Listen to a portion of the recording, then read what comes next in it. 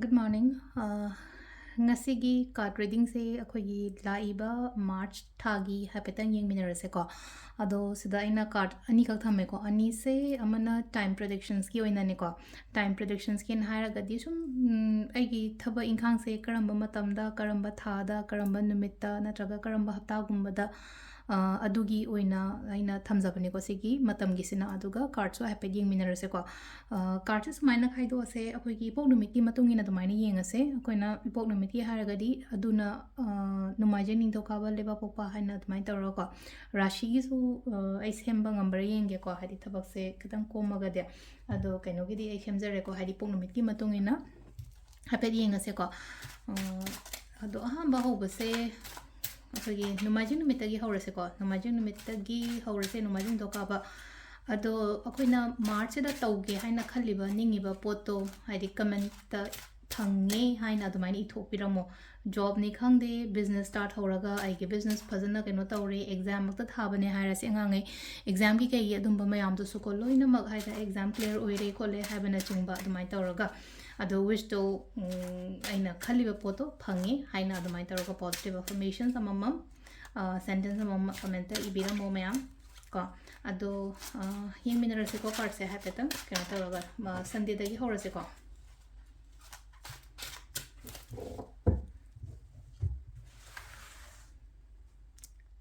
sidagi cards card log thoga yenge ko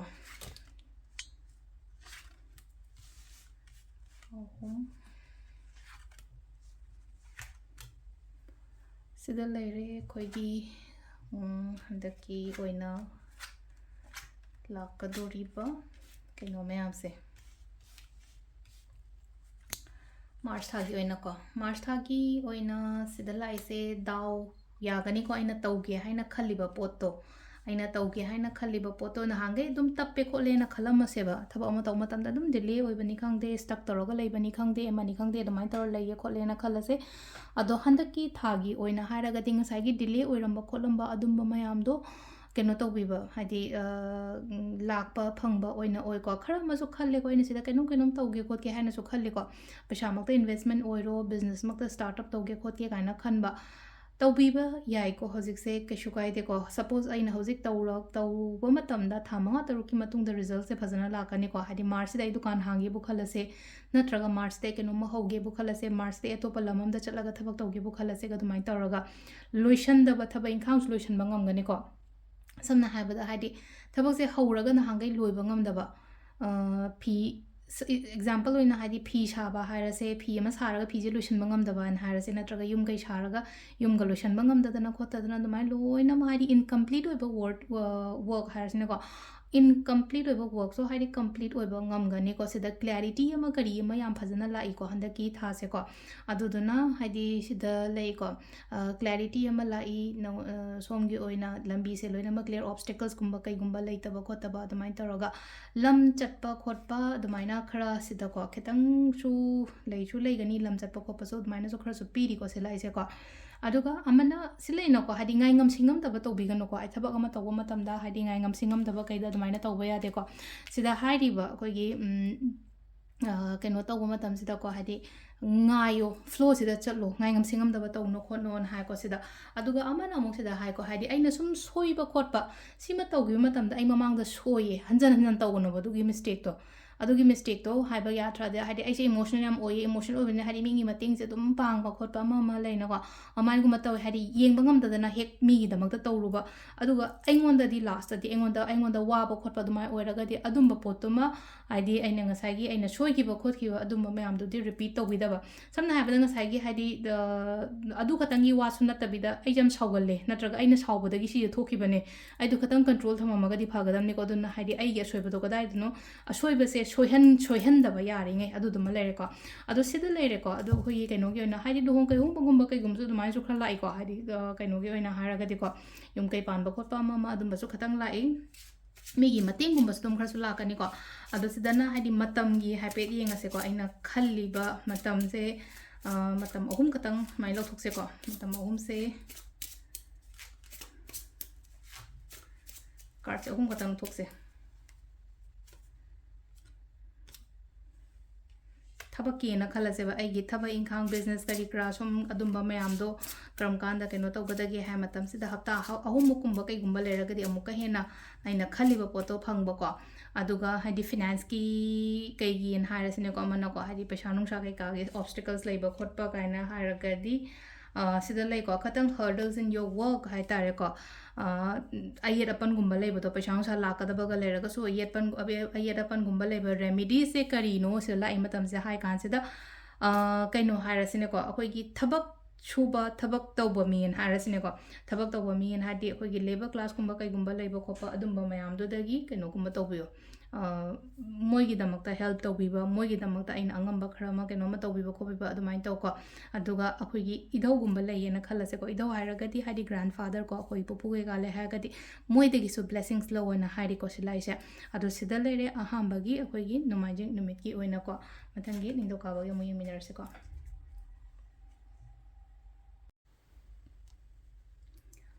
ꯃꯊꯪꯒꯤꯁꯤꯅ ꯅꯤꯡꯊꯧꯀꯥꯕ ꯅꯨꯃꯤꯠ ꯀꯣ ꯑꯗꯣ ꯅꯤꯡꯊꯧꯀꯥꯕ ꯅꯨꯃꯤꯠꯀꯤ ꯁꯤꯗ ꯂꯩꯔꯤꯕ ꯀꯥꯔꯠꯁꯤꯡꯁꯤꯗꯒꯤꯀꯣ ꯑꯩ ꯂꯧꯊꯣꯛꯆꯔꯒꯦꯀꯣ ꯍꯟꯗꯛꯀꯤ ꯃꯥꯔꯆ ꯃꯟꯊꯀꯤ ꯀꯩꯀꯩ ꯀꯩꯅꯣ ꯇꯧꯒꯦ ꯍꯥꯏꯕꯗꯣ ꯒꯥꯏꯗꯦꯟꯁ ꯀꯩꯀꯩ ꯂꯥꯛꯀꯦ ꯍꯥꯏꯕꯗꯣ ꯍꯥꯏꯐꯦꯠ ꯌꯦꯡꯉꯁꯦ ꯑꯗꯨꯒꯤ ꯃꯇꯨꯡꯗ ꯇꯥꯏꯝ ꯄ꯭ꯔꯦꯗꯤꯛꯁꯟꯁꯨ ꯍꯥꯏꯐꯦꯠ ꯌꯦꯡꯉꯁꯦ ꯃꯔꯤ ꯃꯉꯥ ꯀꯣ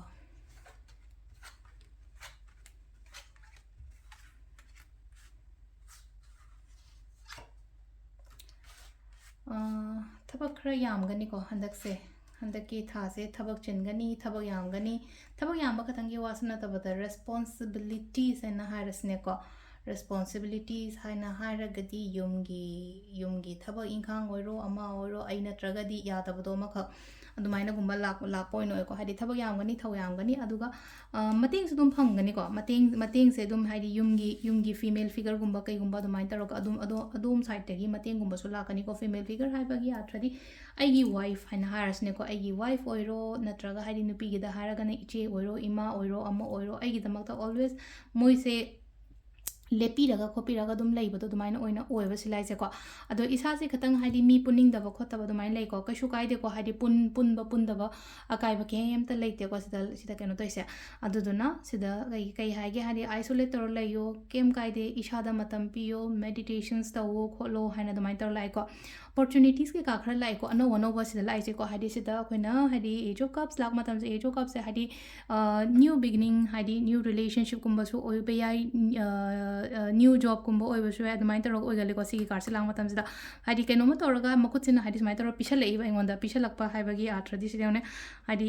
ꯀꯥꯔꯠꯁꯦ ꯌꯥꯝꯅ ꯌꯦꯡꯕꯗꯁꯨ ꯐꯖꯗ꯭ꯔꯥ ꯑꯃꯈꯛ ꯍꯥꯏꯗꯤ ꯀꯞꯁꯤꯗ ꯐꯖꯕ ꯉꯁꯥꯏꯒꯤ ꯑꯩꯈꯣꯏꯒꯤ ꯗ꯭ꯔꯐ ꯑꯃ ꯃꯊꯛꯇ ꯂꯩꯔꯦ ꯑꯗꯨꯒ ꯁꯨꯃꯥꯏꯅ ꯇꯧꯔꯒ ꯍꯥꯏꯗꯤ ꯈꯪꯍꯧꯗꯅ ꯄꯥꯏꯁꯜꯂꯛꯏꯁꯦ ꯂꯩꯆꯤꯟ ꯀꯥꯏꯅ ꯍꯥꯏꯔꯁꯤꯅꯦꯀꯣ ꯂꯩꯆꯤꯟꯁꯦ ꯀꯣꯏꯄꯥꯏ ꯄꯥꯏꯗꯅꯀꯣ ꯑꯗꯣ ꯂꯩꯆꯤꯟꯁꯦ ꯊꯛ ꯂꯥꯎꯅ ꯄꯥꯏꯁꯤꯜꯂꯛꯄ ꯈꯣꯠꯄ ꯑꯗꯨꯃꯥꯏꯅ ꯇꯧꯔꯒ ꯄꯤꯔꯤꯀꯣ ꯁꯤꯂꯩꯁꯦꯀꯣ ꯁꯤꯁꯤꯅ ꯑꯗꯨꯅ ꯍꯥꯏꯗꯤ ꯈꯨꯗꯣꯡꯆꯥꯕꯒꯨꯝꯕ ꯀꯩꯒꯨꯝꯕ ꯑꯗꯨꯃꯥꯏꯅꯒꯨꯝꯕ ꯂꯥꯛꯄ ꯈꯣꯠꯄ ꯑꯃ ꯑꯗꯨꯃꯥꯏꯅ ꯇꯧꯔ ꯂꯩꯀꯣ ꯑꯗꯣ ꯏꯁꯥꯒꯤ ꯑꯣꯏꯅ ꯍꯥꯏꯔꯒꯁꯨ ꯃꯤꯉꯣꯟꯗꯒꯤ ꯃꯇꯦꯡ ꯂꯧꯕ ꯃꯤꯉꯣꯟꯗꯒꯤ ꯀꯩꯅꯣꯝ ꯍꯪꯕ ꯈꯣꯠꯄꯁꯦ ꯀꯌా ꯍꯩꯖꯗꯦꯕ ꯍꯩꯁꯨ ꯍꯩꯇꯦ ꯍꯩꯁꯨ ꯍꯩꯅꯤꯡꯗꯦ ꯇꯧꯁꯨ ꯇꯧꯅꯤꯡꯗꯦ ꯑꯗꯨꯅ ꯍꯥꯏꯗꯤ ꯗꯔꯀꯥꯔ ꯂꯩꯔꯒꯗꯤ ꯍꯥꯏꯕ ꯏꯊꯟꯗ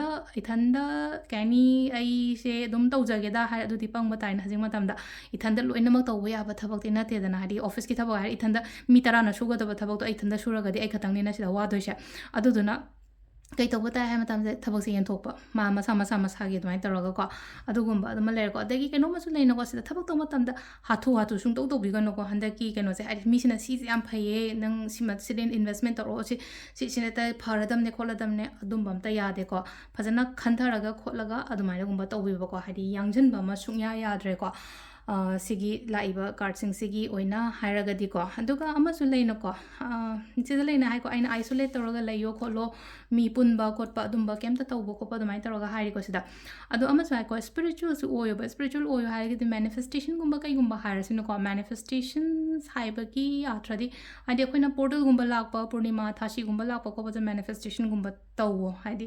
ꯃꯦꯗꯤꯇꯦꯠ ꯇꯧ ꯃꯦꯅꯤꯐꯦꯁꯇꯦꯁꯟ ꯇꯧ ꯑꯩꯅ ꯄꯥꯝꯕ ꯑꯩꯅ ꯅꯤꯡꯉꯤꯕ ꯈꯣꯠꯂꯤꯕ ꯑꯗꯨꯝꯕ ꯃꯌꯥꯝꯗꯣꯀꯣ ꯑꯗꯣ ꯈꯨꯗꯣꯡꯆꯥꯕꯒꯨꯝꯕ ꯀꯩꯒꯨꯝꯕ ꯌꯥꯝꯅ ꯂꯥꯛꯏ ꯇꯧꯔꯤꯕ ꯊꯕꯛꯇꯨꯁꯨ ꯒ꯭ꯔꯣꯠꯇꯤ ꯑꯗꯨꯝ ꯂꯥꯛꯆꯔꯤꯕ ꯋꯥꯔꯁꯨ ꯋꯥꯅ ꯍꯥꯏꯗꯤ ꯁꯤꯗ ꯍꯥꯏꯔꯤꯕ ꯍꯥꯏꯗꯤ ꯔꯦꯁꯄꯣꯟꯁꯤꯕꯤꯂꯤꯇꯤꯁ ꯌꯥꯝꯕ ꯌꯨꯝꯒꯤ ꯑꯃꯒꯤ ꯑꯩꯅ ꯂꯣꯏꯅꯃꯛ ꯄꯨꯔ ꯀꯣꯏꯊꯥꯡ ꯊꯥꯡꯉ ꯆꯠꯄꯒꯤ ꯇꯥꯏꯞꯇ ꯑꯃ ꯇꯧꯋꯦꯀꯣ ꯑꯗꯨꯗꯨꯅ ꯍꯥꯏꯗꯤ ꯊꯕꯛꯁꯨ ꯌꯥꯝꯖꯒꯅꯤ ꯑꯗꯨꯒ ꯍꯥꯏꯗꯤ ꯑꯩꯉꯣꯟꯗ ꯑꯩꯒꯤ ꯑꯣꯏꯅ ꯀꯩꯅꯣꯗ ꯑꯩꯒꯤ ꯂꯥꯏꯐꯁꯤꯗ ꯒ꯭ꯔꯣꯠ ꯂꯩꯒꯗ꯭ꯔꯥ ꯍꯥꯏꯔꯒꯗꯤ ꯗꯦꯐꯤꯅꯦꯠꯂꯤ ꯂꯩꯒꯅꯤꯀꯣ ꯑꯗꯣ ꯁꯤꯁꯤꯅ ꯑꯩꯈꯣꯏ ꯀꯩꯅꯣ ꯂꯩꯔꯦꯀꯣ ꯑꯗꯣ ꯁꯤꯁꯦ ꯈꯤꯇꯪ ꯆꯈꯥꯏꯈ꯭ꯔꯦ ꯀꯥꯔꯠꯁꯦ ꯃꯇꯝ ꯀꯣ ꯍꯥꯏꯗꯤ ꯇꯥꯏꯝ ꯄ꯭ꯔꯤꯗꯤꯛꯁꯟꯁꯨ ꯍꯥꯏꯐꯦꯠ ꯌꯦꯡꯉꯁꯦꯀꯣ ꯇꯥꯏꯝ ꯄ꯭ꯔꯤꯗꯤꯛꯁꯟꯁꯦ ꯑꯩꯅ ꯀꯥꯔꯠ ꯑꯅꯤ ꯈꯛꯇꯪ ꯂꯧꯊꯣꯛꯆꯩꯀꯣ ꯀꯩꯅꯣ ꯑꯩꯈꯣꯏ ꯏꯄꯣꯛ ꯅꯨꯃꯤꯠ ꯃꯌꯥꯝꯁꯤꯒꯤ ꯀꯥꯔꯠ ꯑꯅꯤꯁꯦ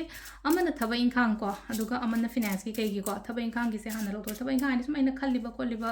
ꯑꯗꯨꯝꯕ ꯃꯌꯥꯝꯗꯨꯒꯤ ꯑꯣꯏꯅꯅꯤꯀꯣ ꯑꯩꯅ ꯍꯧꯖꯤꯛ ꯍꯧꯖꯤꯛ ꯀꯩꯅꯣꯝꯃ ꯅꯤꯡꯉ ꯂꯩꯌꯦꯅ ꯈꯜꯂꯁꯦ ꯑꯗꯨꯒꯤ ꯊꯕꯛꯇꯣ ꯀꯔꯝ ꯀꯥꯟꯗ ꯀꯩꯗ ꯍꯥꯏꯇꯥꯔꯦꯀꯣ up to next July ꯑꯅ ꯂꯥꯛꯑꯦꯀꯣ July ꯐꯥꯎꯕꯒꯤ ꯃꯅꯨꯡꯗ ꯍꯥꯏꯅ ꯂꯥꯛꯑꯦꯀꯣ up to next July ꯀꯣ Julyꯒꯨꯝꯕ ꯀꯩꯒꯨꯝꯕ ꯑꯗꯨꯃꯥꯏꯅ ꯂꯥꯛꯑꯦ ꯑꯗꯨꯒ ꯑꯃꯅ ꯐꯤꯅꯥꯟꯁꯀꯤ ꯀꯩꯒꯤ ꯂꯩꯅꯣꯀꯣ ꯐꯤꯅꯥꯟꯁꯤꯌꯦꯜ ꯑꯣꯕꯁꯇꯦꯀꯜꯁ ꯂꯩꯌꯦ ꯈꯣꯠꯂꯦꯅ ꯍꯥꯏꯔꯒꯗꯤ ꯑꯗꯨꯒꯤ ꯐꯤꯅꯥꯟꯁꯤꯌꯦꯜ ꯑꯣꯕꯁꯇꯦꯀꯜꯁꯇꯨꯅ ꯀꯔꯝ ꯀꯥꯟ ꯐꯥꯎꯕꯗ this month ꯀꯣ ꯍꯟꯗꯛꯀꯤ ꯊꯥ ꯍꯥꯏꯔꯁꯤꯅꯦꯀꯣ ꯍꯟꯗꯛꯀꯤ ꯊꯥꯁꯦ ꯑꯩꯈꯣꯏꯒꯤ ꯃꯥꯔꯆꯀꯤ ꯊꯥꯒꯤ ꯇꯥꯡ 2 ꯇꯥꯡ 13 ꯇꯥꯡ 10 ꯇꯥꯡ 18 ꯑꯗꯨꯃꯥꯏꯅ ꯇꯧꯔꯒ ꯑꯗꯨꯒ ꯑꯃꯁꯨ ꯍꯥꯏꯔꯦꯀꯣ ꯅꯦꯛꯁ ꯍꯟꯗꯛꯀꯤ ꯅꯠꯇ꯭ꯔꯒ ꯃꯊꯪ ꯊꯥ ꯑꯣꯏꯗꯣꯏꯅꯦꯕ ꯍꯥꯏꯗꯤ ꯃꯥꯔꯆ ꯅꯠꯇ꯭ꯔꯒ ꯑꯦꯄ꯭ꯔꯤꯜꯒꯤ ꯇꯥꯡ 2 13 10 18 ꯁꯤ ꯐꯥꯎꯕ ꯃꯅꯨꯡꯁꯤꯗ ꯑꯗꯨꯃꯥꯏꯅ ꯇꯧꯔ ꯌꯦꯡꯉꯁꯦꯀꯣ ꯑꯗꯨꯒ ꯏꯃꯥ ꯍꯥꯏꯔꯁꯤꯅꯦꯀꯣ ꯏꯃꯥ ꯍꯣꯏꯗꯒꯤ ꯍꯥꯏꯔꯁꯤꯀꯣ ꯍꯥꯏꯗꯤ ꯑꯩꯕꯨ ꯄꯣꯛꯏꯕ ꯏꯃꯥ ꯑꯣꯏꯔꯣ ꯑꯃ ꯑꯣꯏꯔꯣꯀꯣ ꯑꯩꯕꯨ ꯌꯣꯛꯄꯤꯔꯤꯕ ꯑꯗꯨꯗꯒꯤ ꯍꯥꯏꯗꯤ ꯃꯇꯦꯡꯒꯨꯝꯕꯁꯨ ꯂꯧꯕ ꯌꯥꯏꯀꯣ ꯑꯗꯨ ꯁꯤꯗ ꯂꯩꯔꯦ ꯑꯩꯈꯣꯏꯒꯤ ꯅꯤꯡꯊꯧꯀꯥꯕꯒꯤ ꯑꯣꯏꯅꯀꯣ ꯃꯊꯪꯒꯤ ꯂꯩꯕꯥꯛꯄꯣꯛꯄꯒꯤ ꯑꯃꯨꯛ ꯌꯦꯡꯃꯤꯟꯅꯔꯁꯦꯀꯣ ꯃꯊꯪꯒꯤꯁꯤꯅ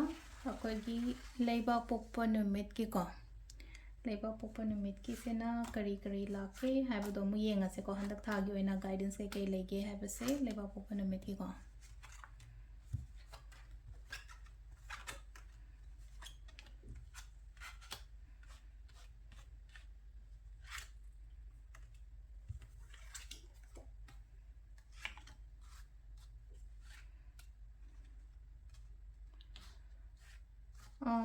ꯃꯤ ꯃꯇꯦꯡ ꯌꯥꯝ ꯇꯧꯋꯦ ꯃꯤ ꯃꯇꯦꯡ ꯌꯥꯝ ꯇꯧꯋꯦ ꯍꯥꯏꯗꯤ ꯏꯁꯥꯒꯤ ꯌꯦꯡꯗꯉꯩ ꯃꯤꯒꯤ ꯃꯇꯦꯡ ꯄꯪꯇꯧꯗ ꯇꯧꯕꯗꯣ ꯑꯗꯨꯃꯥꯏꯅ ꯑꯣꯏꯅ ꯇꯧꯕꯗꯣ ꯍꯥꯏꯗꯤ ꯃꯤꯅꯕꯨ ꯀꯩꯅꯣꯝꯃ ꯍꯥꯏ ꯃꯇꯝꯗ ꯍꯥꯏꯗꯤ ꯌꯦꯡꯕ ꯉꯝꯗꯕꯅꯤ ꯈꯪꯗꯦ ꯅꯠꯇ꯭ꯔꯒ ꯅꯣ ꯍꯥꯏꯕ ꯉꯝꯗꯕꯅꯤ ꯈꯪꯗꯦ ꯑꯗꯨꯝ ꯇꯧꯕ ꯍꯦꯛ ꯑꯣꯏꯕꯗꯣ ꯑꯗꯨꯗꯨꯅ ꯍꯥꯏꯗꯤ ꯋꯥꯕꯗꯤ ꯀꯣꯟꯅ ꯀꯃꯥꯏꯅ ꯇꯧꯔꯒ ꯍꯥꯏꯇꯥꯔꯦ ꯑꯩꯅ ꯈꯟꯕ ꯃꯇꯝꯗꯗꯤ ꯄꯣꯠꯁꯦ ꯍꯜꯂꯛꯇꯕꯅꯤ ꯈꯪꯗꯦ ꯑꯦꯛꯁꯄꯦꯛꯇꯦꯁꯟꯁ ꯍꯥꯏꯕ ꯑꯃ ꯂꯩꯅ ꯍꯥꯏꯗꯤ ꯑꯩꯅ ꯃꯥꯏ ꯃꯇꯦꯡ ꯇꯧꯈꯤꯕꯅꯤꯅ ꯍꯥꯏꯗꯤ ꯃꯥꯅꯁꯨ ꯑꯩꯒꯤ ꯗꯔꯀꯥꯔ ꯂꯩꯕ ꯃꯇꯝꯗ ꯁꯣꯏꯗꯅ ꯃꯇꯦꯡ ꯇꯧꯔꯛꯀꯅꯤ ꯑꯗꯨꯃꯥꯏꯅ ꯈꯜꯂꯨꯔꯒ ꯍꯥꯏꯗꯤ ꯉꯁꯥꯏ ꯑꯦꯛꯁꯄꯦꯛꯇꯦꯁꯟꯁꯇꯣ ꯄꯨꯔꯥ ꯄꯨꯡꯀꯥꯏ ꯀꯥꯏꯕꯒꯤ ꯇꯥꯏꯞꯇ ꯍꯥꯏꯗꯤ ꯑꯁꯥꯁꯦꯅ ꯍꯥꯏꯔꯁꯤꯅꯀꯣ ꯑꯁꯥ ꯊꯝꯃꯨꯕꯗꯣ ꯃꯤꯉꯣꯟꯗ ꯑꯩꯅ ꯇꯤꯟꯅꯔꯤꯕ ꯃꯤ ꯑꯣꯏꯔో ꯏꯆꯤꯟ ꯏꯅꯥꯎ ꯑꯣꯏꯔꯣ ꯑꯃ ꯑꯣꯏꯔോ ꯑꯩꯅꯗꯤ ꯑꯗꯨꯝ ꯇꯧꯕ ꯃꯣꯏꯒꯤꯗꯃꯛꯇ ꯑꯩꯅꯗꯤ ꯑꯗꯨꯝ ꯇꯧꯔꯒꯁꯨ ꯁꯤ ꯂꯩꯅꯀꯣ ꯍꯥꯏꯗꯤ ꯃꯣꯏꯅꯗꯤ ꯀꯩꯅꯣ ꯁꯨꯡꯇꯧ ꯇꯧꯔꯛꯇꯕ ꯑꯣꯏꯅ ꯑꯣꯏꯔꯦꯕ ꯑꯪꯀ ꯑꯗꯣ ꯍꯧꯖꯤꯛꯁꯦ ꯂꯩꯅꯀꯣ ꯍꯥꯏꯗꯤ ꯐꯤꯅꯥꯟꯁꯤꯌꯦꯜꯁ ꯀꯔꯤ ꯀꯔꯥ ꯈꯤꯇꯪ ꯀ꯭ꯔꯥꯏꯁꯤꯁꯀꯨꯝꯕ ꯀꯩꯒꯨꯝꯕ ꯑꯗꯨꯃꯥꯏꯅ ꯈꯤꯇꯪ ꯂꯩꯔꯝꯕ ꯌꯥꯏꯀꯣ ꯍꯥꯏꯗꯤ ꯑꯗꯣ ꯁꯤꯒꯤ ꯄꯣꯠꯁꯦ ꯃꯇꯝ ꯃꯇꯦꯛ ꯈꯔ ꯈꯛꯇꯪꯒꯤꯅꯦ ꯍꯥꯏꯅ ꯈꯟꯕꯤꯕ ꯌꯥꯏꯀꯣ ꯃꯇꯦꯛ ꯈꯔ ꯈꯛꯇꯪꯒꯤꯅꯦ ꯍꯥꯏꯅ ꯈꯟꯕꯤꯕ ꯌꯥꯏ ꯍꯥꯏꯕꯒꯤ ꯑꯥꯊ꯭ꯔꯗꯤ ꯀꯨꯏꯅ ꯁꯥꯡꯅ ꯁꯤꯒꯤ ꯗꯤꯐꯤꯀꯜ ꯑꯣꯏꯔꯤꯕ ꯍꯥꯏꯇꯥꯔꯦꯀꯣ ꯈꯤꯇꯪ ꯅꯨꯡꯉꯥꯏꯇꯕ ꯈꯣꯠꯇꯕ ꯃꯇꯝꯁꯦ ꯑꯗꯨꯝ ꯆꯠꯈꯤꯅꯤꯀꯣ ꯑꯩꯉꯣꯟꯗꯒꯤ ꯗꯤꯐꯤꯀꯜ ꯑꯣꯏꯔꯤꯕ ꯐꯦꯁꯁꯦ ꯆꯠꯈꯤꯅꯤ ꯁꯣꯔꯠ ꯇꯔꯝ ꯄꯤꯔꯤꯌꯗꯀꯤꯅꯦ ꯍꯥꯏꯅ ꯑꯗꯨꯃꯥꯏꯅ ꯈꯟꯕꯤꯕ ꯌꯥꯏꯀꯣ ꯃꯇꯦꯛ ꯈꯔ ꯈꯛꯇꯪꯒꯤꯅꯦ ꯑꯩꯈꯣꯏꯗ ꯍꯧꯖꯤꯛ ꯐꯤꯅꯥꯟꯁꯤꯌꯦꯜ ꯄ꯭ꯔꯣꯕ꯭ꯂꯦꯝ ꯂꯩꯔꯤꯕ ꯃꯤꯒꯤ ꯄꯩꯁꯥ ꯅꯨꯡꯁꯥ ꯈꯔ ꯇꯣꯜꯂꯝꯕ ꯌꯥꯏ ꯕꯦꯡꯀꯤ ꯄꯩꯁꯥ ꯇꯣꯜꯂꯝꯕ ꯌꯥꯏ ꯁꯤ ꯂꯩꯅꯀꯣ ꯑꯗꯨꯝꯕ ꯈꯔ ꯂꯩꯔꯤꯕꯁꯤꯗ ꯑꯗꯨꯃꯥꯏꯅ ꯇꯧꯔꯒ ꯔꯤꯂꯦꯁꯟꯁꯤꯞꯇꯒ ꯍꯥꯏꯔꯒ ꯔꯤꯂꯦꯁꯟꯁꯤꯞꯇ ꯃꯇꯝꯒ ꯑꯝꯇ ꯄꯤꯅꯗꯕꯤ ꯈꯣꯠꯅꯗꯕꯤ ꯍꯧꯖꯤꯛ ꯂꯩꯔꯤꯕ ꯀꯟꯗꯤꯁꯟ ꯑꯦꯟ ꯁꯤꯆꯨꯋꯦꯁꯟꯁꯦꯀꯣ ꯑꯗꯨꯃꯥꯏꯅꯒꯨꯝꯕ ꯂꯩꯀꯣ ꯍꯥꯏꯗꯤ ꯄꯩꯁꯥ ꯅꯨꯡꯁꯥꯒꯤ ꯋꯥꯕ ꯈꯣꯠꯄ ꯍꯥꯏꯕꯒꯤ ꯑꯥꯊ꯭ꯔꯗꯤ ꯃꯤꯒꯤ ꯄꯩꯁꯥ ꯇꯣꯜꯂꯒꯗꯤ ꯁꯨꯝ ꯇꯨꯝꯐꯝ ꯆꯥꯐꯝ ꯈꯣꯠꯐꯝ ꯈꯪꯗꯦꯗꯅꯀꯣ ꯑꯗꯨꯃꯥꯏꯅ ꯇꯧꯔꯒꯅꯤꯀꯣ ꯁꯤꯂꯥꯏꯁꯦꯀꯣ ꯍꯥꯏꯗꯤ ꯄꯩꯁꯥ ꯅꯨꯡꯁꯥ ꯇꯣꯟꯕ ꯈꯣꯠꯄ ꯑꯃ ꯑꯗꯨꯃꯥꯏꯅ ꯇꯧꯔꯒ ꯈꯤꯇꯪ ꯂꯥꯛꯑꯦꯀꯣ ꯁꯤꯂꯥꯏꯁꯦꯀꯣ ꯊꯕꯛ ꯑꯅꯧꯕ ꯍꯧꯒꯦ ꯍꯥꯏꯅ ꯈꯜꯂꯦꯀꯣ ꯍꯧꯖꯤꯛꯁꯦ ꯁꯨꯝ ꯍꯥꯏꯗꯤ ꯁꯨꯝ ꯌꯥꯔꯛꯇꯕ ꯈꯣꯠꯇꯕ ꯑꯗꯨꯝꯕ ꯃꯌꯥꯝꯁꯤꯅ ꯈꯔ ꯂꯣꯁꯀꯨꯝꯕꯁꯨ ꯍꯦꯛ ꯆꯠꯂꯦꯕ ꯀꯩꯅꯣꯝ ꯇꯧꯕ ꯃꯇꯝꯗ ꯑꯣꯏꯗꯕ ꯈꯣꯠꯇꯕ ꯑꯗꯨꯃꯥꯏꯅ ꯇꯧꯔꯒ ꯑꯗꯨꯗꯨꯅ ꯍꯥꯏꯗꯤ ꯊꯕꯛ ꯑꯅꯧꯕ ꯇꯧꯅꯤꯡꯕꯁꯨ ꯐꯥꯎꯗꯕꯗꯣ ꯏꯁꯥꯁꯤꯗ ꯍꯥꯏꯗꯤ ꯇꯧꯅꯤꯡꯕ ꯐꯥꯎꯗꯦ ꯍꯥꯏꯔꯒꯁꯨ ꯒꯥꯏꯗꯦꯟꯁꯁꯦ ꯀꯩ ꯍꯥꯏꯅ ꯅꯪ ꯇꯧꯑꯅ ꯍꯥꯏꯔꯤꯕꯁꯤꯗ ꯅꯪ ꯐꯥꯎꯗ꯭ꯔꯤꯗꯣ ꯀꯩꯅꯣ ꯇꯧꯔ ꯍꯥꯏꯗꯤ ꯀꯩꯝꯇ ꯇꯧꯅꯤꯡꯕ ꯐꯥꯎꯗ꯭ꯔꯦ ꯉꯁꯥꯏꯒꯤ ꯑꯦꯛꯁꯄꯤꯔꯤꯌꯦꯟꯁ ꯃꯌꯥꯝ ꯑꯃ ꯈꯨꯊꯤꯔꯕꯅꯤꯅ ꯍꯥꯏꯔꯁꯦꯕ ꯍꯥꯏꯗꯤ ꯉꯁꯥꯏꯒꯤ ꯄꯥꯁ ꯑꯦꯛꯁꯄꯤꯔꯤꯌꯦꯟꯁꯦꯁ ꯃꯌꯥꯝꯁꯦ ꯑꯃꯈꯛ ꯂꯣꯏꯅꯃꯛ ꯐꯨꯜꯐꯤꯜ ꯑꯝꯇ ꯑꯣꯏꯗ꯭ꯔꯕꯅꯤꯅ ꯑꯅꯧꯕ ꯊꯕꯛ ꯑꯃ ꯇꯧꯅꯤꯡꯕ ꯃꯇꯝꯗ ꯌꯥꯗ꯭ꯔꯒꯗꯤ ꯍꯟꯗꯛꯁꯨ ꯃꯥꯡꯉꯒꯗꯤ ꯍꯟꯗꯛꯁꯨ ꯑꯣꯏꯗ꯭ꯔꯒꯗꯤ ꯍꯥꯏꯕꯒꯤ ꯑꯗꯨꯃꯥꯏꯅ ꯈꯜꯂꯒ ꯑꯃ ꯂꯩꯔꯤꯕ ꯈꯤꯇꯪ ꯃꯤꯔꯛ ꯇꯤꯟꯅꯤꯡꯕ ꯐꯥꯎꯗꯦꯀꯣ ꯑꯗꯣ ꯍꯥꯏꯗꯤ ꯃꯤꯔꯛꯇꯤ ꯇꯤꯟꯒꯗꯕꯅꯤ ꯁꯤꯗ ꯂꯥꯛꯏꯁꯦꯀꯣ ꯍꯥꯏꯗꯤ ꯃꯤꯔꯛ ꯇꯤꯜꯂꯣ ꯃꯤ ꯇꯤꯟꯅꯧꯋꯣ ꯈꯣꯠꯂꯣ ꯏꯃꯥꯟꯅꯕꯤꯒꯨꯝꯕ ꯄꯨꯜꯂꯣ ꯀꯅꯥ ꯈꯪꯅꯤ ꯏꯃꯥꯟꯅꯕꯤ ꯄꯨꯟꯕ ꯃꯇꯝꯗꯨꯗ ꯍꯥꯏꯗꯤ ꯂꯝꯕꯤ ꯑꯃ ꯀꯔꯤ ꯑꯃ ꯃꯤ ꯊꯦꯡꯅꯕ ꯈꯣꯠꯄ ꯋꯥꯈꯟꯗꯣ ꯂꯥꯛꯑꯗꯤ ꯑꯗꯨꯅꯤꯀꯣ ꯁꯤꯂꯥꯏꯁꯦꯀꯣ ꯊꯕꯛ ꯑꯅꯧꯕ ꯍꯧꯕ ꯀꯩꯁꯨ ꯀꯥꯏꯗꯦꯀꯣ ꯀꯩꯅꯣꯝꯃ ꯑꯩꯅ ꯇꯧꯒꯦ ꯈꯣꯠꯀꯦ ꯍꯥꯏꯅ ꯈꯜꯂꯒ ꯁꯨꯝ ꯈꯟꯖꯜꯂꯒ ꯈꯟꯖꯥꯟꯅꯔꯒ ꯂꯩꯒꯅꯨꯀꯣ ꯁꯤꯗ ꯍꯧꯕꯤꯌꯣ ꯑꯗꯨꯒ ꯁꯤ ꯂꯩꯅꯀꯣ ꯑꯩꯅ ꯀꯩꯅꯣ ꯑꯩꯈꯣꯏꯒꯤ ꯖꯨꯟꯒꯨꯝꯕ ꯀꯩꯒꯨꯝꯕ ꯁ꯭ꯋꯥꯏꯗꯒꯤꯁꯨ ꯌꯥꯝꯅꯁꯨ ꯐꯒꯅꯤꯀꯣ ꯌꯥꯝꯅꯁꯨ ꯐꯒꯅꯤ ꯍꯥꯏꯕꯒꯤ ꯉꯁꯥꯏꯒꯤ ꯍꯥꯏꯗꯤ ꯄꯩꯁꯥ ꯅꯨꯡꯁꯥꯒꯤ ꯄ꯭ꯔꯣꯕ꯭ꯂꯦꯝꯁ ꯂꯩꯔꯤꯕ ꯈꯣꯠꯂꯤꯕ ꯑꯗꯨꯝꯕ ꯃꯌꯥꯝꯗꯣ ꯁꯤꯗ ꯂꯩꯅꯀꯣ ꯍꯥꯏꯗꯤ ꯌꯥꯝꯅ ꯈꯪꯍꯧꯗꯅ ꯑꯩꯉꯣꯟꯗ ꯃꯇꯦꯡꯅꯤ ꯈꯪꯗꯦ ꯑꯩꯒꯤ ꯊꯕꯛ ꯏꯪꯈꯥꯡꯅꯤ ꯈꯪꯗꯦ ꯅꯠꯇ꯭ꯔꯒ ꯑꯐꯕꯒꯨꯝꯕ ꯑꯃꯁꯨ ꯂꯥꯛꯏꯕꯁꯤꯗ ꯁꯤꯁꯤꯅ ꯑꯩꯈꯣꯏꯒꯤ ꯀꯥꯔꯠꯀꯤ ꯃꯦꯁꯦꯖ ꯂꯩꯔꯦꯀꯣ ꯍꯥꯏꯗꯤ ꯇꯥꯏꯃꯤꯡꯒꯤ ꯄ꯭ꯔꯤꯗꯤꯛꯁꯟꯁ ꯍꯥꯏꯐꯦꯠ ꯌꯦꯡꯉꯁꯦ ꯌꯦꯡꯉꯁꯦꯀꯣ ꯇꯥꯏꯃꯤꯡꯒꯤ ꯄ꯭ꯔꯣꯖꯦꯛꯁꯟꯁ ꯍꯥꯏꯅ ꯍꯥꯏꯔꯒꯗꯤ ꯑꯩꯅ ꯇꯥꯏꯝꯒꯤꯁꯦ ꯀꯥꯔꯠ ꯑꯅꯤ ꯈꯛꯇꯪ ꯂꯧꯊꯣꯛꯄꯅꯦ ꯀꯥꯔꯠ ꯑꯅꯤꯁꯦ ꯊꯕꯛꯀꯤ ꯑꯃꯒ ꯄꯩꯁꯥꯒꯤ ꯑꯃꯀꯣ ꯑꯩꯅ ꯈꯜꯂꯤꯕ ꯑꯩꯅ ꯅꯤꯡꯉꯤꯕ ꯑꯩꯅ ꯇꯧꯔꯤꯕ ꯍꯥꯏꯗꯤ ꯀꯔꯤꯌꯔꯒꯤ ꯑꯣꯏꯔꯣ ꯅꯠꯇ꯭ꯔꯒ ꯕꯤꯖꯤꯅꯦꯁꯀꯤ ꯀꯩꯒꯤ ꯑꯣꯏꯔꯣꯀꯣ ꯁꯨꯝ ꯀꯩꯅꯣꯝꯃ ꯅꯤꯡꯖꯕ ꯑꯃ ꯂꯩꯔꯒꯗꯤ ꯑꯗꯨ ꯃꯇꯝ ꯀꯔꯝ ꯀꯥꯟ ꯐꯥꯎꯕ ꯌꯥꯒꯅꯤꯅ ꯍꯥꯏꯔꯒꯗꯤ ꯑꯗꯨꯒꯤ ꯃꯇꯨꯡ ꯏꯟꯅꯀꯣ ꯑꯗꯨ ꯂꯧꯊꯣꯛꯆꯕꯅꯦꯀꯣ ꯈ꯭ꯋꯥꯏ ꯐꯥꯔꯁ ꯀꯣ ꯖꯨꯟ ꯍꯥꯏꯅ ꯍꯥꯏꯔꯦꯀꯣ ꯁꯤꯗ ꯂꯥꯛꯏꯕ ꯖꯨꯟꯒꯨꯝꯕ ꯅꯦꯛꯁ ꯖꯨꯟ ꯀꯣ ꯖꯨꯟꯒꯨꯝꯕ ꯀꯩꯒꯨꯝꯕ ꯑꯗꯨꯃꯥꯏꯅ ꯇꯧꯔꯒ ꯂꯥꯛꯑꯦ ꯑꯗꯨꯒ ꯑꯃꯅ ꯐꯤꯅꯥꯟꯁꯤꯌꯦꯜ ꯀꯣ ꯐꯤꯅꯥꯟꯁꯤꯌꯜ ꯀꯩꯀꯥ ꯍꯥꯏꯇꯥꯔꯦꯀꯣ ꯁꯤ ꯂꯥꯛꯏꯁꯦ ꯅꯦꯛꯁ ꯃꯟth ꯀꯣ ꯅꯦꯛꯁ ꯃꯟꯊꯀꯤ ꯍꯥꯏꯔꯒꯗꯤ ꯑꯦꯄ꯭ꯔꯤꯜꯒꯤ ꯇꯥꯡ 1, 10, 11, 19 ꯑꯗꯨꯃꯥꯏꯅ ꯊꯥꯔꯤꯀꯣ ꯑꯗꯣ ꯁꯤꯗ ꯂꯩꯅꯀꯣ ꯍꯥꯏꯗꯤ ꯐꯥꯗꯔꯒꯤ ꯍꯦꯜꯞ ꯂꯧꯋꯣꯅ ꯍꯥꯏꯀꯣ ꯉꯁꯥꯏ ꯃꯃꯥꯡꯒꯤ ꯃꯟꯗꯦꯒꯤꯗꯅ ꯍꯥꯏꯗꯤ ꯃꯗꯔꯒꯤ ꯍꯦꯜꯞ ꯂꯧ ꯍꯥꯏꯕꯅꯦꯀꯣ ꯑꯗꯣ ꯁꯤꯗꯅ ꯍꯥꯏꯇꯥꯔꯦꯀꯣ ꯕꯕꯥꯒꯤ ꯀꯩꯗꯒꯤ ꯍꯥꯏꯇꯥꯔꯦ ꯃꯇꯦꯡ ꯂꯧꯕ ꯕꯕꯥꯒꯤ ꯍꯥꯏꯗꯤ ꯕꯕꯥꯗꯤ ꯄꯩꯁꯥ ꯂꯧꯕ ꯋꯥ ꯈꯛꯇꯪꯁꯨ ꯅꯠꯇꯕꯤꯗ ꯇꯥꯟꯅꯕ ꯈꯣꯠꯅꯕ ꯍꯥꯏꯕ ꯑꯃꯁꯨ ꯂꯩꯅꯀꯣ ꯑꯍꯜ ꯂꯃꯟ ꯌꯨꯝꯗ ꯂꯩꯕ ꯈꯣꯠꯄ ꯑꯗꯨꯝꯕ ꯃꯌꯥꯝꯗꯅꯤꯀꯣ ꯁꯤꯗ ꯍꯥꯏꯔꯤꯁꯦ ꯇꯦꯛ ꯍꯦꯜꯞ ꯐ꯭ꯔꯣꯝ ꯌꯣꯔ ꯐꯥꯗꯔ ꯍꯥꯏꯅ ꯍꯥꯏꯀꯣ ꯁꯤ ꯂꯥꯏꯁꯦꯀꯣ ꯑꯗꯨꯒ ꯃꯊꯪꯒꯤ ꯑꯃꯨꯛ ꯌꯦꯡꯃꯤꯟꯅꯔꯁꯦꯀꯣ ꯑꯌꯥꯎꯄ ꯑꯣꯏꯈ꯭ꯔꯦꯀꯣ ꯃꯊꯪꯒꯤꯅ ꯑꯩꯈꯣꯏꯒꯤ ꯀꯩꯅꯣ ꯌꯨꯝꯁꯀꯩꯁꯒꯤ ꯑꯃꯨꯛ ꯌꯦꯡꯉꯁꯦ ꯃꯌꯥꯝ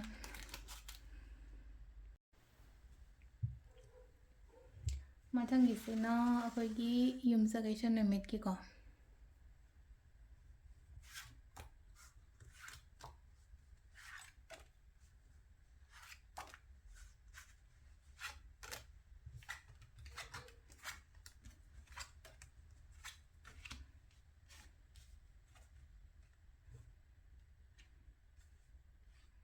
ꯌꯨꯝꯁꯀꯩꯁꯒꯤꯁꯦ ꯌꯥꯝ ꯐꯅ ꯂꯥꯛꯏꯀꯣ ꯁꯤ ꯂꯥꯏꯁꯦꯀꯣ ꯌꯥꯝ ꯐꯅ ꯂꯥꯛꯑꯦ ꯍꯥꯏꯔꯒꯗꯤ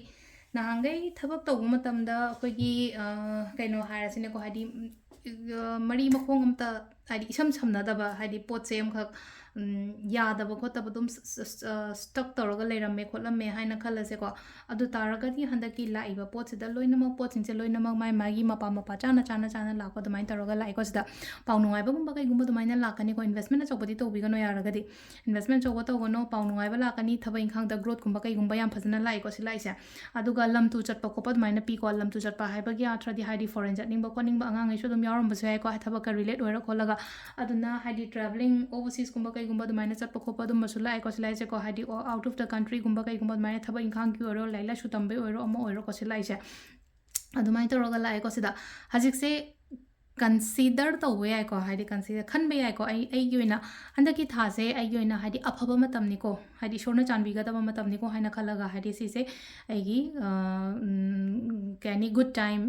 ꯍꯥꯏꯕꯗꯣ ꯑꯗꯨꯃꯥꯏꯅ ꯑꯣꯏꯒꯅꯤꯕ ꯃꯥꯔꯁꯥꯁꯦꯀꯣ ꯒꯨꯗ ꯇꯥꯏꯝ ꯍꯥꯏꯕꯗꯣ ꯑꯣꯏꯒꯅꯤ ꯑꯗꯨꯗꯨꯅ ꯍꯥꯏꯗꯤ ꯑꯩꯅ ꯃꯦꯅꯤꯐꯦꯁ ꯇꯧꯕ ꯈꯣꯠꯄ ꯑꯗꯨꯝꯕ ꯃꯌꯥꯝ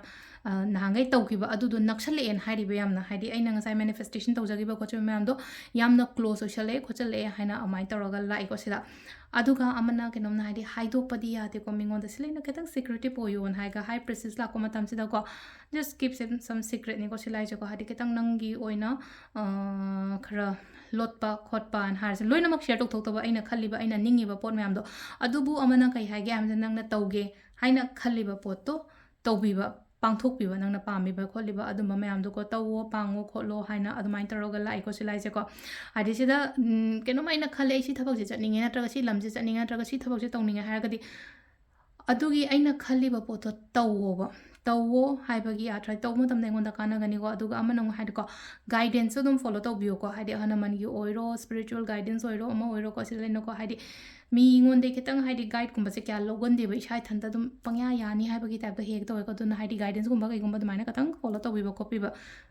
ꯑꯃꯅ ꯑꯃꯨꯛ ꯂꯩꯅ ꯀꯣꯟꯐꯤꯗꯦꯟꯠ ꯂꯩꯌꯣ ꯑꯩꯅ ꯇꯧꯗꯣꯔꯤꯕ ꯑꯩꯅ ꯇꯧꯔꯤꯕ ꯊꯕꯛ ꯃꯌꯥꯝꯁꯦ ꯀꯣꯟꯐꯤꯗꯦꯟꯠ ꯂꯩꯌꯣ ꯅꯊꯧꯅꯥ ꯂꯩꯌꯣ ꯅꯄꯥꯡꯒꯜ ꯐꯨꯗꯣꯛꯑꯣꯅ ꯍꯥꯏꯅꯁꯨ ꯂꯥꯛꯏꯀꯣ ꯁꯤ ꯂꯥꯏꯁꯦꯀꯣ ꯊꯧꯅꯥ ꯂꯩꯌꯣ ꯅꯪꯅ ꯇꯧꯒꯦ ꯍꯥꯏꯅ ꯈꯜꯂꯤꯕ ꯄꯣꯠꯇꯣ ꯆꯞ ꯌꯨꯡꯅ ꯈꯜꯂꯣ ꯑꯗꯨꯗꯣ ꯁꯣꯏꯗꯅ ꯐꯪꯒꯅꯦꯕ ꯁꯤꯗ ꯃꯤꯅ ꯀꯔꯤ ꯍꯥꯏꯅꯈꯤꯅꯤ ꯀꯔꯤ ꯉꯥꯡꯅꯔꯤ ꯑꯩ ꯃꯇꯨꯡꯗ ꯀꯔꯤ ꯀꯩꯅꯣ ꯇꯧꯔꯛꯄ ꯌꯥꯏ ꯑꯗꯨꯝꯕ ꯃꯌꯥꯝꯗꯣ ꯂꯣꯏꯅ ꯍꯥꯏꯗꯤ ꯇꯥꯁꯟꯅꯔꯨꯅꯨ ꯎꯁꯟꯅꯧꯅꯨ ꯌꯥꯝ ꯁꯦꯡꯅ ꯍꯥꯏꯔꯀꯥꯟꯗꯀꯣ ꯑꯗꯨꯅꯤꯀꯣ ꯁꯤ ꯂꯥꯏꯁꯦꯀꯣ ꯑꯗꯨꯒ ꯈꯔ ꯑꯃꯁꯨ ꯂꯩꯅꯀꯣ ꯍꯥꯏꯗꯤ ꯁꯝꯅ ꯍꯥꯏꯕꯗ ꯃꯦꯔꯤꯠ ꯋꯨꯃꯟ ꯍꯥꯏꯅ ꯍꯥꯏꯔꯤꯁꯤꯅꯀꯣ ꯌꯨꯝ ꯀꯩ ꯄꯥꯜꯂꯕ ꯅꯨꯄꯤꯉꯩ ꯀꯩ ꯉꯁꯥꯏ ꯊꯕꯛ ꯇꯧꯅꯤꯡꯕ ꯃꯌꯥꯝ ꯑꯃꯁꯨ ꯂꯩꯔꯝꯕꯁꯨ ꯌꯥꯏꯕ ꯍꯇꯥ ꯉꯁꯥꯏ ꯌꯨꯝꯒꯤ ꯀꯔꯤ ꯗ꯭ꯔꯥꯃꯥꯁ ꯃꯌꯥꯝꯁꯤꯅ ꯑꯃꯒ ꯀꯩ ꯍꯥꯏꯅꯤ ꯇꯧꯕ ꯉꯝꯗꯕꯗꯣ ꯑꯗꯨ ꯁꯤꯗ ꯀꯩ ꯍꯥꯏꯒꯗ꯭ꯔꯥ ꯍꯥꯏꯗꯤ ꯉꯁꯥꯏꯒꯤ ꯗ꯭ꯔꯥꯃꯥ ꯃꯌꯥꯝꯗꯣ ꯏꯒꯅꯣꯔ ꯇꯧꯊꯣꯛꯑꯣꯅ ꯍꯥꯏꯀꯣ ꯁꯤ ꯂꯩꯅꯀꯣ ꯏꯒꯅꯣꯔ ꯇꯧꯊꯣꯛ ꯍꯥꯏꯔꯒꯗꯤ ꯑꯩꯗꯣ ꯂꯥꯏꯔꯤꯛ ꯂꯥꯏꯁꯨ ꯐꯖꯅ ꯇꯝꯃꯦ ꯑꯩ ꯊꯕꯛ ꯏꯪꯈꯥꯡ ꯇꯧꯒꯦ ꯈꯣꯠꯀꯦ ꯍꯥꯏꯔꯒꯗꯤ ꯑꯗꯨꯗꯣ ꯇꯧꯕꯤꯌꯣꯕ ꯁꯨꯝ मोइना करी हाइगनी हाइदि ngangnaraga हाइदि कन्विन्स तौबा याबरा येंगो ai sima tawninge aina like la su sam tamuk pase natraga haidi ai kenoma ai idea sima leye ai startup ama tawninge ko ninge haibna chingba hai tare na haidraga di masa mathanda di kashu yaro oina sigi pot mayam se ado overall yam phana di la ai ko sida yum sa kaishagi oina hairaga di ko isana khaliba isana ningi ba poto adu su tawbiyo mina kari hairi kari ngangi just avoid ignore ko adum mayam do ko aduna hai lam chei chei chatpa khotpa mama dumaina khra su lai ko aduga time predictions ki matang se dang hadi thaba inkhang gi hana yenga se thabak ki matang gi matam amma le ko aduga finance ka hadi pesha sa gi la ka da khot ka da leba obstacles lai riba mayam se adugi matang da ma ko to first ko thaba inkhang aina khaliba pot ai gi thaba ki oiro ama gi ore in 4 months and like ko thamari gi manung da haina dumai tar la ko ina ngasi aina ji kenom kenom khalle na khalla se ba aduga amana pesha nu sha ko finance ko in 60 days and like in 60 days hadi thani gi manung da ko thani kumbai manung da pesang sa gi hajik palla ko laga lai pa ko liba mayam do aduduna hadi numit humphuni har numit humphuni har ga di thani le na ko adu sidal lai re kaino gi oina ko yumza kai sa gi ko mathang gi sagon sing am yemi na se ma'am mathang gi se na akhoi gi sagon se numit ki amu yemi na se ko sagon se numit ki oina करी guidance लाके को हंदक की March month की ओइना करी करी guidance लाके है बतो तो ये मिनर से को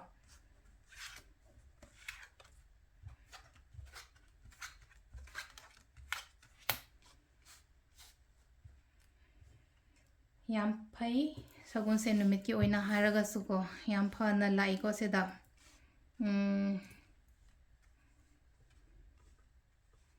तब इंखांग complete oiba adumaina oina oiko honagadaba matamne ko hajik sida laise ko honagadaba matamne hairagadi 7 of wands lakpa matam se 7 of wands lak matam se da ko yamna challenging oiba matam oiba do hadi job matang da oiro business da oiro ama do oiro hadi competitions de kari de myam ma leiba ko podo main tar le ko lots of competitions lots of challenges adubu aina se leina ko aisina hotna ba kan ba person ne na khala se aise yam hotna ye aduduna hotna ragadi definitely aina hotna ri du gi mahi do soidana phangani ba se lai se ko yamna hojik sum leina ko akoina thabak se oiraktabagi natraga aina khanbado ningbado sum thungaktabade hopeless te yam oiko oiba yade ko sile ko hopeless oiba yade hopeless oiba yade hadi hope mayam na hingnari se maga hope amaga loina ne ko loina hingi se asha do leitraga di kamaina kaino tawni ai nungai rakani ai pisa pai rakani ai ngang pharakani ai thabak phangkani haibagi adu gi asha do nei men asha leitraga di kamaina tawni adu haji se khitang hai tare ko ai gi oina ai gi parang sai hopeless oido adu do ma side am da intopigro hadi hope thamo positive yam na oyo na sana mi na motivated tawgera tawroira isha motivate tawjo ida aina haigadaba hairagadi ko isha motivate taw hadi kananum la ga xyz ama la ga hadi nang motivate tawbiba haibase kaishu yam ka haina thoktabani ko akoi gi life ta aduna isha motivate tawba mayam darkar roiba silai se ko isha motivate taw khalaga mayam ama le ai shu chit tawdi tawninga so khong kan thokpa ngam dabado responsibilities mayam na ni khangde natraga aise si thoga aise ngamgadra ne ngamoidra ne kaina adumaina khallaga lebo khopa dum bakra leko adu sida kai haige hai kan sida ko hadi tholo o taw chatlo haina hairi basida adaraga di hadi nangna tholo ko matam da hadi silaino ko mi se lepaga le ma gi kaino mathak sida ko dola mathak sida hadi terrace ki mathak kumba dani ko se lepaga le je ko card की मसक से उबेब्रे light फुजन बजे उद्रे card से Kharga लंगबगा Alana हानि मी से लेपगा ले ready दी ओइरगा लेरे मा से मफी मरोन का फजना सेतना खोतना दमाइ तर आइसे चछरा चलोइसरा ने काइना हादि तौसरा तौरोसिरा ने बसि लाइसे चछरा चलोइसरा हाइबा ग्यात्रदि आइसे चलगा ना हादि से दगी एयम नुंगाइ लेजरिनि बा एयुम मथक सिदा ngसाigi मागी सराउंडिंग एनवायरनमेंट हाइस को चिंग मान करी क्राले इसिंग फजना चली यामना काम ओइबा कैनो जगा आमदा युमदा लेबा हारना युमदा ले मी युमदा लेरगा दि यामना कंफर्ट जोन अमा कंफर्ट एरिया आमदा दमाइ लेगा लिना अनर युमदै थोगा आइजे थबक तौ मतम आइजे वारदी नत्रग आइना हजिक तौरिबा थबक सिदगी हेना खरे हेना लामजलग आइदो मोइना वारदी कानो खनबा हाइदा कंफर्ट जोन दगी थोलो ओन हाइरबसको कंफर्ट जोन दै थोलो हाइदि if you come out from your comfort zone then definitely सिदा लैनको हाइदि ग्रोथ म्याम अमा लाकनि ना हाइबनि को सिदाइचको example loina sum harasni hadi angang haragadi lai su tambadi loire yumda lei matam da dinga sagi ngasagi parents na imana ichi na chak thonga kholaga cha doine adu atopa city ma da la ena khala che atopa city ma da la matam da di ngasagi ꯆꯥꯛꯁꯨ ꯏꯊꯟꯗ ꯊꯣꯡꯖꯒꯅꯤ ꯆꯦꯡꯁꯨ ꯏꯊꯟꯗ ꯋꯥꯟꯒꯅꯤ ꯀꯩꯅꯣꯁꯨ ꯀꯣꯟꯁꯨ ꯏꯊꯟꯗ ꯐꯦꯡꯒꯅꯤ ꯉꯁꯥꯏ ꯏꯃꯥ ꯍꯣꯏ ꯏꯆꯦ ꯍꯣꯏꯅ ꯇꯧꯕ ꯃꯌꯥꯝꯗꯣ ꯑꯩ ꯏꯁꯥꯅ ꯂꯣꯏ ꯇꯧꯔꯅꯦꯕ ꯅꯨꯄꯥ ꯃꯆꯥ ꯑꯃ ꯑꯣꯏꯔꯒꯁꯨ ꯑꯗꯨꯅ ꯍꯥꯏꯗꯤ ꯃꯥ ꯀꯝꯐꯔꯠ ꯖꯣꯟꯗꯒꯤ ꯊꯣꯛꯂꯛꯑꯗ꯭ꯔꯥ ꯄꯣꯠꯇꯣ ꯊꯣꯛꯂꯛꯑꯒ ꯉꯁꯥꯏꯒꯤ ꯃꯥ ꯀꯩꯅꯣꯃꯗꯤ ꯁꯪꯁꯥꯔ ꯑꯃꯗꯤ ꯎꯔꯦꯅꯀꯣ ꯃꯄꯥꯟ ꯊꯣꯛꯂꯛꯑꯕꯅꯤꯅ ꯑꯗꯨꯅ ꯍꯥꯏꯗꯤ ꯑꯗꯨ ꯇꯧ ꯍꯥꯏꯕꯅꯦꯕ ꯁꯤꯗ ꯍꯥꯏꯁꯦ ꯍꯥꯏꯗꯤ ꯀꯝꯐꯔꯠ ꯖꯣꯟꯗꯒꯤ ꯊꯣꯛꯂꯛꯑꯣ ꯂꯥꯏꯔꯤꯛ ꯄꯥꯕꯒ ꯍꯥꯏꯁꯦ ꯈꯔ ꯃꯇꯦꯛ ꯈꯔ ꯄꯥꯔꯝꯃꯦꯅ ꯈꯜꯂꯁꯦ ꯑꯩ ꯅꯣꯡꯃꯗ ꯄꯨꯡ 3 ꯄꯥꯏꯌꯦꯅ ꯈꯜꯂꯁꯦꯕ ꯑꯇꯩ ꯃꯇꯝꯁꯦ ꯑꯗꯨꯝ ꯍꯥꯏꯗꯤ ꯑꯥꯏꯖꯥꯏ ꯀꯩꯅꯣꯝ ꯇꯧꯗꯅ ꯑꯗꯨꯝ ꯃꯇꯝꯗꯣ ꯂꯦꯝ ꯃꯥꯡꯍꯟꯕ ꯑꯗꯨ ꯁꯔꯨꯛꯄꯨꯗꯤ ꯂꯩꯅꯀꯣ ꯁꯤ ꯂꯩꯁꯦ ꯍꯥꯏꯗꯤ ꯀꯝꯐꯔꯠ ꯖꯣꯟꯗꯒꯤ ꯊꯣꯛꯂꯛꯑ ꯄꯥꯕ ꯍꯥꯏꯅ ꯍꯥꯏꯔꯒꯗꯤ ꯉꯁꯥꯏ ꯄꯨꯡ 3 ꯄꯥꯕꯗꯣ ꯍꯧꯖꯤꯛ ꯄꯨꯡ ꯄꯥ ꯇꯥꯔꯦꯅ ꯄꯨꯡ 9 ꯄꯥ ꯇꯥꯔꯦꯅ ꯍꯥꯏꯗꯤ ꯑꯇꯣꯞꯄ ꯂꯣꯏꯅꯃꯛ ꯊꯥꯗꯣꯛꯑꯒ ꯑꯩ ꯁꯤ ꯐꯪꯗꯕ ꯌꯥꯗꯦ ꯁꯤ ꯇꯧꯗꯕ ꯌꯥꯗꯦ ꯍꯥꯏꯅ ꯈꯜꯂꯒ ꯑꯗꯨꯃꯥꯏꯅ ꯇꯧꯔꯒ ꯁꯤ ꯂꯩꯅꯀꯣ ꯀꯝꯄ꯭ꯂꯤꯠ ꯑꯩꯅ ꯐꯪꯉꯣ ꯈꯣꯠꯂꯣ ꯍꯥꯏꯕꯒꯤ ꯑꯗꯨꯃꯥꯏꯅ ꯇꯧꯔꯒꯗꯤ ꯂꯥꯏꯀꯣ ꯍꯣꯠꯅꯋꯣ ꯍꯣꯠꯅꯒꯗꯕ ꯃꯇꯝꯅꯦ ꯑꯩꯅ ꯍꯣꯠꯅꯕ ꯃꯇꯝꯗ ꯁꯣꯏꯗꯅ ꯑꯩꯅ ꯈꯜꯂꯤꯕ ꯈꯣꯠꯂꯤꯕ ꯃꯌꯥꯝꯗꯣ ꯂꯣꯏꯅ ꯐꯪꯒꯅꯤꯀோ ꯊꯕꯛ ꯏꯪꯈꯥꯡꯒꯤ ꯃꯇꯥꯡꯗ ꯍꯥꯏꯐꯦꯠꯇꯪ टाइम प्रेडिक्शंस अमा हाइफेटंग येंगसेको टाइम प्रेडिक्शन की कार्डसेना कई हाइगे हाइदो अइना हौजिक खालिबा निंगिबा थबकसे करंबा मतमगुंबादा लाकदगे हाइ कांदको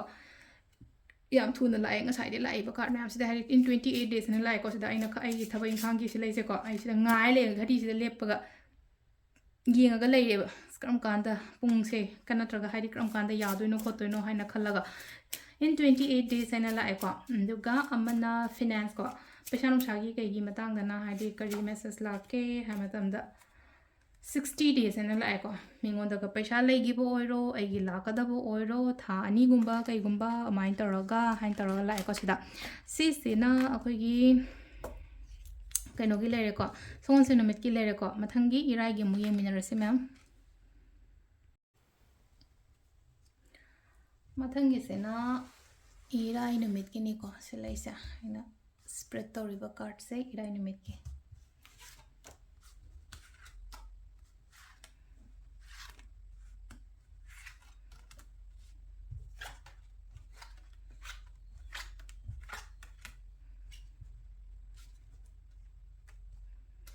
फ्राइडे की कार्ड से सो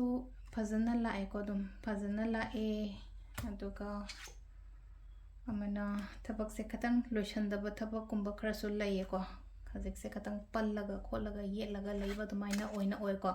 अइना खंदी खले लोशन गेना तारगसु लोशन बगुंबा ngमदबदो सिदा लइसेको अदुगा अमना कमाइना तौगे हम चेंजेस कुंबा कईगुंबा याम लाओ हाइना पीरिको हंदकी थासे चेंजेस कुंबा लाए चेंज नांगै लेरमीबा खोलिबा हाइदि थबक इंखांदसु अहोंबगुंबा लाको सुयाइको अइसे नांगै थबक अमा तौरमे थबक अमा गुंबदा चेंज लाको खोपा दुमाइन तौरगा दुसु लइको अदुगा कीसु कीगनो थबक अमा तौबा मतमदा कइनोमा तौबा मतमदा कइनोमा स्टार्ट तौबा मतमदा कीबीदबा हाइदि चा इंजांग मत थोंबा हाइदि चाक सुंतों थोंगतबा इंजांग सुंतों थोंगता अगांग अमना हायरसिने क्लास 7 8 9 10 का अगांग अमना थोंबदा अहांबा कीदोने माजे कमाइन तौदोनो कई कई हापतोनो खोतोनो हाइदि कइनोमा हाइदि स्टार्ट तौद्रिंगदा कीबा अम फावबदा अदु माइना हाइदि अखोइदसु लेनको ngसागी एना सिदा चाक थोंबा खोपदा ओइना हाइदि हापेतंग अदवाइना एग्जांपल पीरेको अनतबिदा लेनको अइना अइगी ओइना इनौ नौबा पोत ओइरगसुको अदुगी कइनोदो अदुगी पोतो नत्रगा अदुगी थबक तो तौबा मतमदा कीगनो चंगजलो खोचलो चेंजेस हम लाकनी न हाइरिबा सिदा हाइदि ngसागी फियर से थादो ऑन हाइ तारेको सिदा अफबा नुंगाइबा गुंबा सुगुम मयाम से हम चंगो हाइना पीरिको हाइदि थोंग थिलकपगी टाइपता अगी युम सिदा थोंग थिलकपा हाइदि थोंग सिदा कोइना नॉक तौरेको हाइदि नॉक तौरगा हाइदि ए अफबा से ए चंगजरके न हाइबदो दुना हाइदि लेनको रेडी थोंग जे हांगदोगा हाइदि चंगो ओ फिगाव सारगा याबदो मखक से लेनको अमाइन तौरगा लेयोन हाइको सिदा अइना होना जग्रिबा अइना तौरिबा अइना मैनिफेस्टेशन तौरिबा अइना लाइगी कई खोरम जली को सोइदना मही फंगनी को अइना साम नोमजरिबा इस्माम कनो तौजरसिबो हाइना खनबिबा हाइतारको सिलेसेको अदोना अफबा नुंगाइबासे अइगी युमसिदा चंगके हाइना खेच थोंग द नॉक तौरको मतमनेको अदोदना हाइदि सिलेनोको हाइदि दाउसु यागनिको सिले थबक तौ मतमदा अइना नहांगे खलंबा अखोइना थबक तोइसे अखोइना कइनोमा लाइक तमक पोइरो अमा तौरो डेस्टिनी हाइना अमासु लैरेको हाइदि पंथुंगफम डेस्टिनी सिंग साइगी फंगो लाओ हाइना दुमाइन तौरगा पीरिबा सिदाको ईश्वरनसु याम चांबिगनिबा ईश्वरना चांबिगनिको ngसाइगी अइना होनबा खोपा अदुम मयामदुना अमासु लैरेको अदुदुना हाइदि यूनिवर्सना अइंगोंदा ब्लेसिंग्स हाइरसनेको हाइदि बोर्ड पिबिरकपा अदुमाइना ओइबो ओइसुको स्टार्स लेजिसे स्टार्स मयाम थोलेसे स्टार मियोबगी अमुमु हाइनाको कुथि येंबतगसु हाइनाको स्टार लेबा मतम सी मतम से चाहिदा स्टार लेये खोले काइनो हाइबगो दुम यावबने बदुम हाइदि स्टार हाइरगदि गुड लक तुने बसिलाइसेको अदुदुना हाइदि हंदकी ꯃꯟꯁꯦ ꯒꯨꯗ ꯂꯛꯀꯨꯝꯕꯗꯤ ꯂꯩꯌꯣ ꯍꯥꯏ ꯈꯣꯠꯂꯅ ꯑꯩꯗꯤ ꯂꯩꯀꯣ ꯂꯣꯏꯁꯟꯗꯕ ꯊꯕꯛ ꯏꯪꯈꯥꯡ ꯈꯔꯗꯤ ꯂꯩꯔꯤꯀꯣ ꯀꯩꯝ ꯈꯟꯒꯅꯣ ꯃꯁꯥ ꯃꯊꯟꯇ ꯑꯗꯨꯝ ꯂꯩ ꯑꯗꯨꯝ ꯃꯥꯏ ꯃꯇꯝꯗꯣ ꯌꯧꯔꯀꯥꯟꯗ ꯃꯥꯏꯅ ꯂꯣꯏꯁꯟꯖꯒꯅꯤ ꯊꯥ 3 ꯆꯪꯒꯦꯔꯥ ꯊꯥ 5 ꯆꯪꯒꯦꯔꯥ ꯊꯥ 10 ꯆꯪꯒꯦꯔꯥ ꯀꯣ ꯑꯗꯨꯝ ꯑꯩꯅ ꯍꯧꯖꯤꯛ ꯒꯤꯔꯤ ꯇꯛꯁꯜꯂꯒꯁꯨ ꯍꯦꯛꯇ ꯀꯩꯅꯣ ꯇꯧꯒꯗꯕ ꯅꯠꯇꯦꯕ ꯑꯗꯨꯗꯨꯅ ꯁꯤ ꯂꯩꯅꯀꯣ ꯏꯁꯥ ꯏꯊꯟꯗ ꯌꯥꯝꯅ ꯄꯣꯖꯤꯇꯤቭ ꯑꯣꯏꯌꯣ ꯌꯥꯝ ꯃꯣꯇꯤꯚꯦꯇꯦഡ് ꯑꯣꯏꯌꯣꯅ ꯍꯥꯏꯀꯣ ꯍꯥꯏꯗꯤ ꯄꯣꯖꯤꯇꯤꯚꯤꯇꯤ ꯄꯣꯖꯤꯇꯤቭ ꯈꯟꯕ ꯃꯇꯝꯗ ꯍꯥꯏꯗꯤ ꯄꯣꯖꯤꯇꯤꯚꯤꯇꯤꯗꯨꯅꯦꯕ ꯑꯩꯈꯣꯏꯗ ꯑꯦꯇ꯭ꯔꯦꯛ ꯇꯧꯔꯤꯁꯦ ꯅꯦꯒꯦꯇꯤቭ ꯊꯣꯠꯁ ꯑꯃ ꯈꯟꯕ ꯃꯇꯝꯗ ꯌꯥꯗ꯭ꯔꯒꯗꯤ ꯌꯥꯗ꯭ꯔꯗꯤ ꯐꯪꯗ꯭ꯔꯗꯤ ꯑꯗꯨꯝ ꯑꯗꯨ ꯁꯨꯡꯐꯪ ꯍꯦꯛ ꯐꯪꯉꯔꯣꯏ ꯍꯛꯆꯥꯡ ꯃꯤ ꯅꯥꯕꯗ ꯑꯅꯥꯕ ꯍꯪꯕ ꯃꯇꯝꯗ ꯑꯩꯈꯣꯏꯒꯤ ꯅꯥꯕ ꯈꯔ ꯐꯔꯕ ꯍꯥꯏꯕ ꯃꯇꯝꯗ ꯈꯔ ꯐꯔꯦꯅ ꯑꯗꯨꯝ ꯈꯨꯝꯅꯕꯅꯦ ꯑꯅꯝꯕꯅꯗꯤ ꯃꯤ ꯈꯔ ꯈꯛꯇꯪꯅꯦ ꯄꯣꯏꯟ ꯈꯔ ꯈꯛꯇꯪꯅꯦ ꯃꯤ ꯈꯔ ꯐꯠꯇꯦꯗ ꯑꯗꯨꯝ ꯅꯥꯏꯗ ꯈꯣꯠꯂꯦꯗ ꯑꯗꯨꯒ ꯁꯨꯡꯐ ꯐꯔꯣꯏꯕꯗꯨꯒꯤ ꯄꯥꯔꯠꯇꯨꯃ ꯑꯗꯨꯅ ꯍꯥꯏꯗꯤ ꯈꯤꯇꯪ ꯂꯩꯅꯀꯣ ꯉꯥꯡꯊꯣꯛꯄ ꯁꯛꯇꯣꯛꯄ ꯃꯇꯝꯗꯁꯨ ꯂꯩꯅꯀꯣ ꯍꯥꯏꯗꯤ ꯄꯣꯖꯤꯇꯤቭ ꯉꯥꯡꯉꯣ ꯄꯣꯖꯤꯇꯤቭ ꯊꯣꯠꯁꯀꯨꯝꯕ ꯀ꯭ꯔꯤꯌꯦꯠ ꯇꯧꯍꯜꯂꯣ ꯃꯥꯏꯟꯗ ꯀꯩꯗꯀꯣ ꯑꯗꯨꯗꯨꯅ ꯌꯥꯝ ꯐꯕ ꯑꯣꯏꯒꯅꯤꯀꯣ ꯁꯤꯅ ꯑꯩꯈꯣꯏꯒꯤ ꯀꯥꯔꯠꯁ ꯂꯩꯔꯦꯀꯣ ꯑꯗꯨꯒ ꯇꯥꯏꯝ ꯄ꯭ꯔꯤꯗꯤꯛꯁꯟꯁꯀꯤ ꯃꯇꯥꯡꯁꯤꯗꯅ ꯍꯥꯏꯗꯤ ꯀꯥꯔꯠ ꯑꯅꯤ ꯈꯛꯇꯪ ꯎꯊꯣꯛꯆꯒꯦꯀꯣ ꯀꯥꯔꯠ ꯑꯅꯤꯁꯦ ꯑꯃꯅ ꯀꯣ ꯊꯕꯛ ꯏꯪꯈꯥꯡꯒꯤ ꯄ꯭ꯔꯤꯗꯤꯛꯁꯟꯁꯀꯤ ꯃꯇꯥꯡꯗ ꯑꯗꯨꯒ ꯑꯃꯅ ꯑꯩꯒꯤ ꯐꯤꯅꯥꯟꯁꯀꯤ ꯀꯩꯒꯤ ꯃꯇꯥꯡꯗ ꯑꯗꯨꯃꯥꯏꯅ ꯇꯧꯔ ꯌꯦꯡꯁꯦꯀꯣ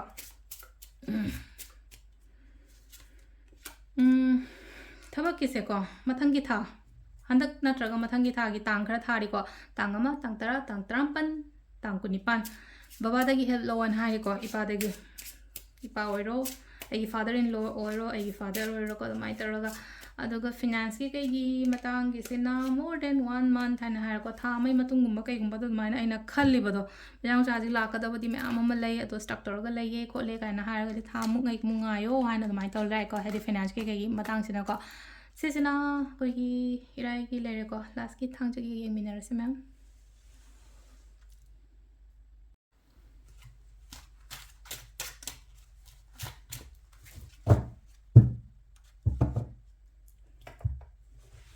ꯈ꯭ꯋꯥꯏ ꯑꯔꯣꯏꯕ ꯊꯥꯡꯖ ꯅꯨꯃꯤꯠꯀꯤꯀꯣ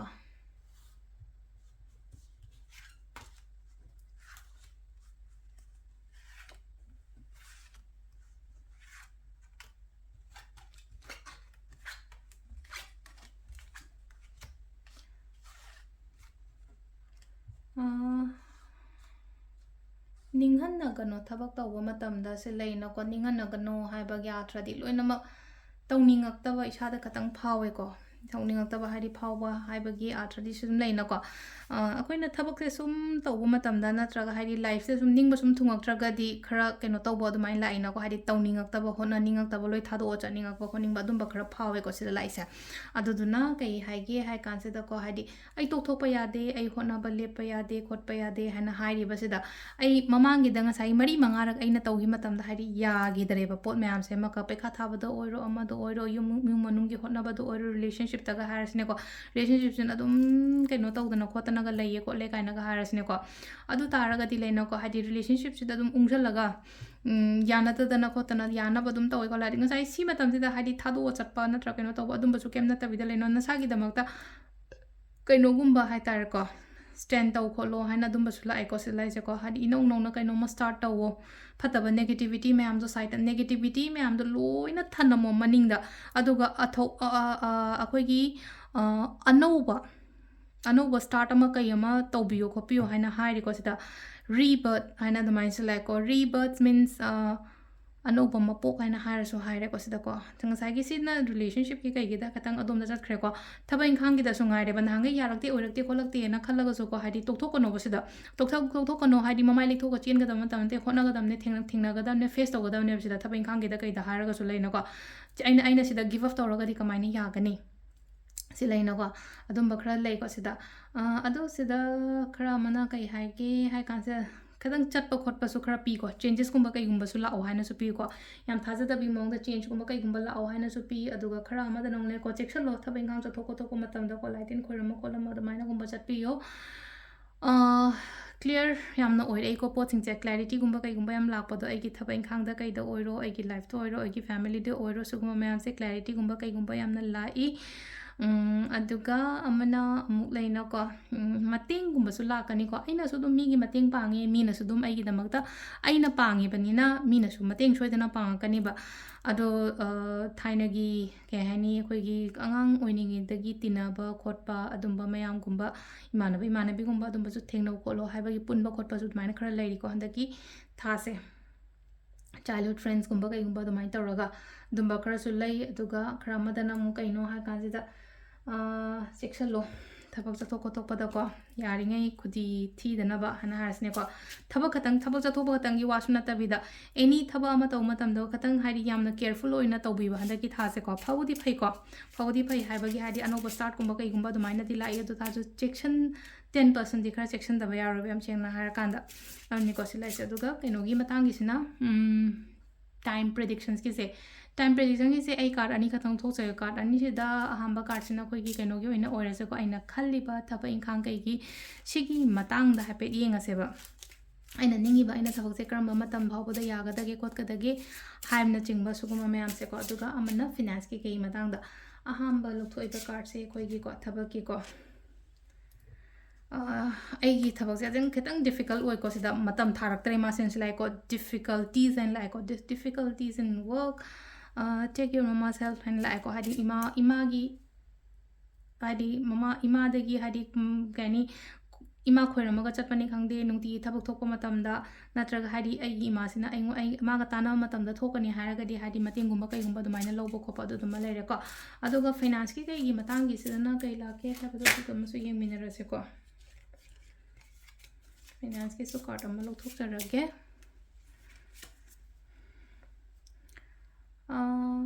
this month or next month and like